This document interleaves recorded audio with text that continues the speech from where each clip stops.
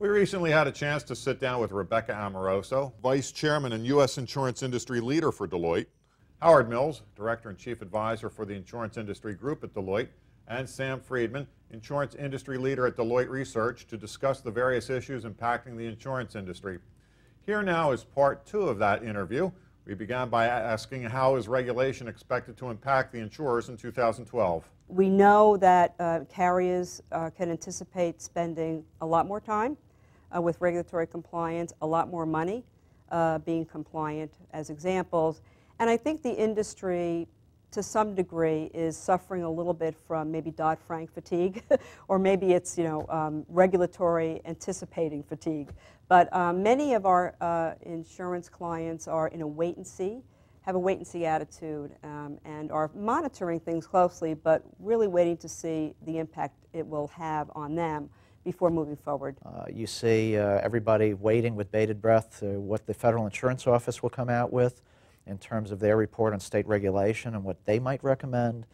You have definitely some insurance carriers will be designated as systemically integral to the economy, and they'll face a whole new set of regulations. And this is just all on the local level. You also have stuff going on in Europe with Solvency II and new accounting rules. We're still waiting for a lot of international regulatory issues like Solvency II to be resolved. And we've just seen recently Solvency II put back by the Europeans for another year or two. And of course, the NAIC and the United States regulator community has come forward with its own Solvency Modernization Initiative. It's a response to Solvency II, so they're not yet on the same page. There are similarities in things like the ORSA, the Own Risk Self-Assessment, that I see a lot of insurance companies really focusing on that piece of it. But again, so much remains up in the air. It's very difficult to expect an insurer to go out and spend money, allocate the resources, dedicate the time necessary to gear up to meet a regulatory challenge when you're not yet certain what the requirements are going to be. The three went on to discuss what should be expected in the way of emerging markets in 2012. The hottest areas today are China, India, and Brazil, mainly because of the emerging and growing middle class. And the emerging and growing middle class leads to additional insurance buying requirements, both for individuals and businesses. There's a lot of other markets that may not be as big as China and India, but they may offer easier entry. They may offer a quicker return. There might be more demand for foreign capital. And for the Far East, for example, you have Thailand, you have Indonesia, you have Malaysia, even Vietnam. Eastern Europe, another one with great potential. But I do think that the emerging markets are going to play a very important role in global insurers who want to try to grow, because the challenges of growing domestically in the U.S., obviously, given the economic situation, are quite severe.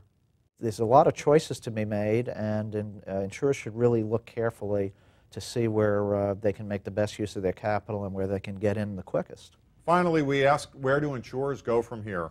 Well, I think that they go, in some cases, back to basics. One of the things that we see a lot of insurers talking about is getting back to basics, getting back to what the insurance industry has always historically done, focusing on their core business, doing that very, very well, but then taking it to the next level. It's not going to be easy, certainly. It's going to be easier said than done to generate growth, even in a slowly growing economy like this.